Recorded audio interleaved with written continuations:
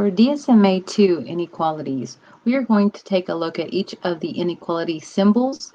We will compare values with one another by using an inequality symbol. We will also look at inequality solutions and demonstrate it on a number line, as well as write those solutions in interval notation. This first symbol is less than, it points to the left. Then we have greater than. Then we have is less than or equal to, greater than or equal to, and then not equal to. Right, so these are the symbols that we'll be using when we talk about inequalities. Less than, greater than, less than or equal to, greater than or equal to, or not equal. In the previous section, we mentioned integers. Now, this is an integer number line, and as you can see on the integer number line, we have 0 in the middle, which is considered neither positive or negative. It's neutral. To the right of 0, we get infinitely larger, 1, 2, 3, 4. This goes to infinity. And then if we go to the left, -1, -2, -3, so it gets negatively larger, and this goes towards negative infinity. When we look at comparing numbers, we need to know whether we need to insert less than, greater than, or equal to.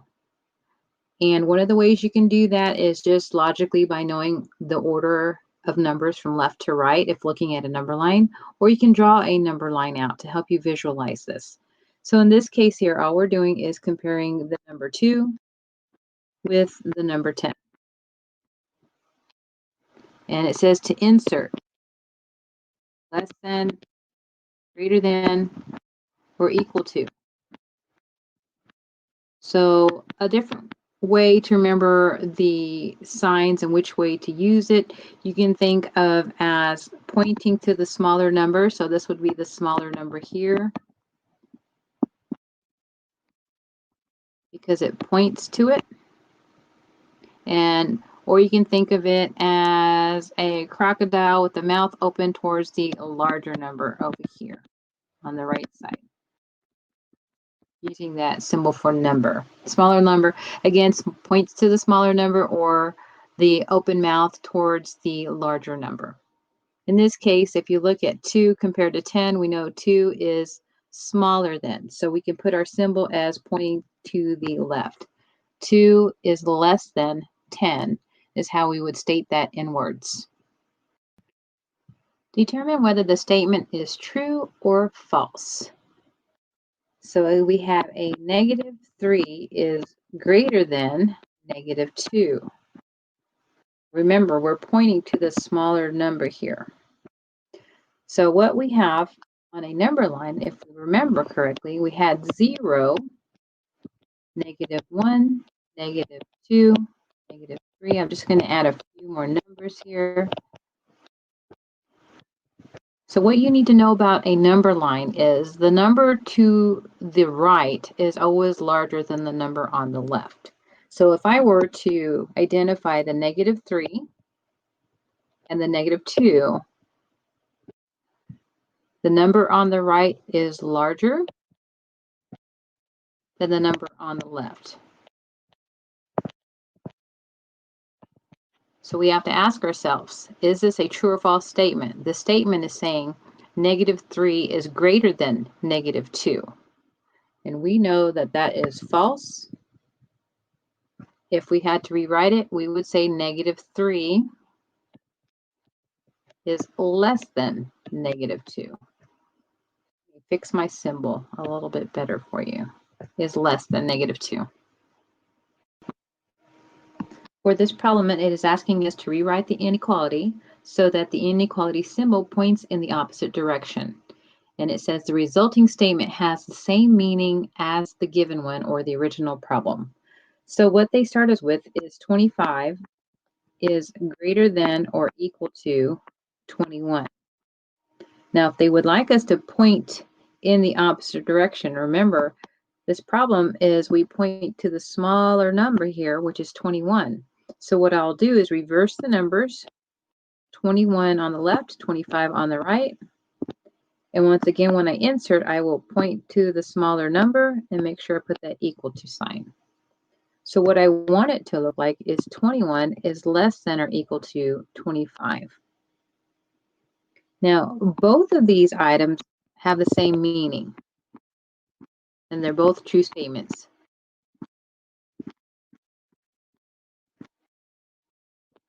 Write this down for your note so you can have that.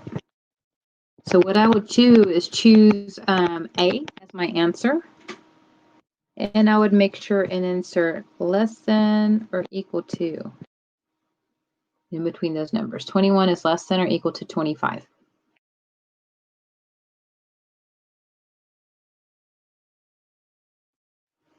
Insert less than, greater than, or equal to in between the paired numbers. So this one is just going to be oh so difficult for you. On the left, you have what students would say as 6.17, and your instructor will say 6 and 1700ths. And then on the right, again, we have 6 and 1700ths. And they want us to insert less than, greater than, or equal to. So since they're identical, we are just going to place our equal sign and call it a day. We are next going to take a look at our inequality statement and place them on a number line. So for this first one, it says x is less than 5. Another way to think about that is x is all the numbers less than 5. So what you do is you make a number line and you make sure and place the number 5 on it. And they have the shaded region here or colored region, and it says everything to the left of 5 is less than 5, right? So that's representing x. X are all the values less than 5. Now, when you have less than or greater than, you use parentheses. Right, less than or greater than, use parentheses. So we have a parentheses right here over the number 5 that's cupping towards that solution region. All right, and this is how you demonstrate your inequality statement, x is less than 5, on a number line. If you have less than, greater than, or equal to, greater than or equal to, or less than or equal to, you're going to use brackets. So for that second option there, it has x is greater than or equal to -3. So x is all the values greater than or equal to -3. Once again, you create a number line, make sure you have your -3 noted on there. All the values greater than or equal to. So we're going to the right. Greater than means move to the right. Less than, we're going to go to the left. And if you notice where the 3 is, there is a bracket right here. I'm kind of messing that up just a bit, but there's a bracket. And this is how you represent the solution or the inequality statement on a number line. Graph the inequality on the number line, then write the solutions in interval notation. So we haven't quite talked about interval notation, but I will go over that as we continue through this problem. So the first part, right? Graph the inequality on the number line. We're looking at x is less than or equal to -3. So what I normally like to do is to go and draw this number line myself. I'll just make a number line and make sure I have that end value, the -3, listed on my number line. And then I look back at my statement. X is all the numbers less than or equal to -3. So that's telling me I'm going less than. X is all the values less than means I'm going to the left of -3. Then I have to look at my inequality symbol. Recall that I said if you have less than or equal to or greater than or equal to, we use brackets, or a bracket, I should say. All right, so I'm going to use a bracket at -3 and make sure it faces towards that solution area. So this is the number line for the inequality. So now I'm going to look at the options they gave me, and it looks like the only one that my number line matches would be A. Next, we're going to look at the second part. Write the solutions in interval notation. So interval notation looks a lot like your number line. So when I take a look at my number line, the one that I wrote out, I remember that going to the left goes towards negative infinity and to the right goes to infinity. So for my interval notation, I always look from left to right, and I'm coming in. The red, remember, continues all the way through to the left. So we're coming in from negative infinity, comma, and we stop at -3 with a bracket. And this is called interval notation.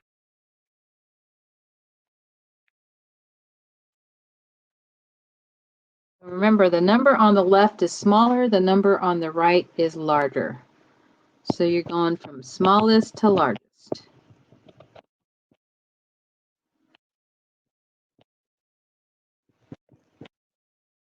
when you're writing interval notation. The only item that will use the bracket is the end value in your inequality statement. Everything else will use parentheses. Graph the inequality on the number line, then write the solution in interval notation. So this one has a little more work for us to do on this inequality statement. It states x minus 2 greater than or equal to -3. So like an equation, we have to isolate x by itself and the numeric value on the opposite side. So the first thing I'm going to do is I already have a positive x on the left. I'm going to remove the -2 and take it over to the opposite side by adding the opposite. The opposite of -2 is a +2. What I do to one side, I must do to the opposite side of the inequality symbol. So you can see that the -2 plus 2 will cause that left side to zero out on the numbers, and it leaves x by itself greater than or equal to -3 plus 2 is -1. So what I have just done is I solved the inequality statement. X is all the values greater than or equal to -1. Notice that we have the equal to part. So this one means we are going to use a bracket at -1. Use the bracket at -1. So if you take a look at your several here listings of number lines, you're going to look at the -1 and make sure that you have a bracket that starts with it. The idea now, remember, x is all the numbers greater than, so we're going to go to the right. If you're not sure, create your own number line. Put the end value of -1 on there. X is all the numbers greater than, so we'll go to the right if it's greater than or equal to -1. And then we have a bracket at -1. So remember, our number line should look similar to the one we just drew. And that looks like that's going to be option A. Again, all the numbers greater than or equal to -1. All right, the next thing we want to do is to rewrite the solution in interval notation. Once again, the left of our number line is -infinity. The right of our number line goes to infinity. You want to go left to right, and you want to represent the region that is red. So there is nothing, if I start at -infinity, there's nothing representing there until I get to the bracket at -1, comma, infinity. Remember, close the parentheses. The only item that uses the bracket is that end value, -1. And this is your interval notation.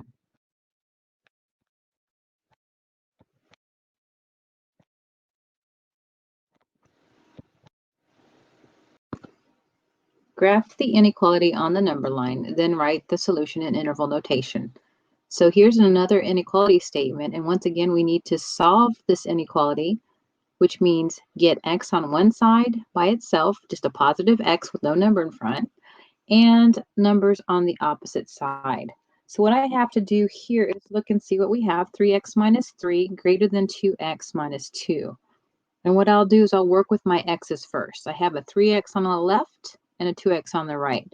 So I have a tendency of making sure that I move the smaller number. 2 is smaller than 3, so I am going to do the opposite of a positive 2x by subtracting 2x. So on what you do to one side, do to the opposite side. Now notice on the right side, 2x minus 2x, this will zero those terms out. So what I am left with now is on the left side, 3x minus 2x is x. I'm going to bring down that subtract 3 right here, greater than, and then I'm going to bring down that subtract 2 or negative 2 at this point. All right, partway there, we still need to get x by itself. So once again, to get rid of the negative 3, I'm going to do the opposite of a negative 3 by adding 3. What I do to one side, do to the opposite side. Add 3 to both sides. On the left side, negative 3 plus 3 zeros out, and that will leave me x is greater than, and negative 2 plus 3 is 1. This is my solution. X is all the numbers greater than 1. So if I were to create a number line right here and place the number 1 on it, I know that I want everything that is greater than 1. And because it just says greater than, we are going to use parentheses. We only use the brackets when it has that or equal to part on it. Interval notation. Again, I'm going to look at my number line that I just drew, placing my negative infinity and infinity symbols on it. The solution is represented from left to right, and I start where I see the red. So parentheses 1, comma, infinity, close parentheses. And that is my interval notation.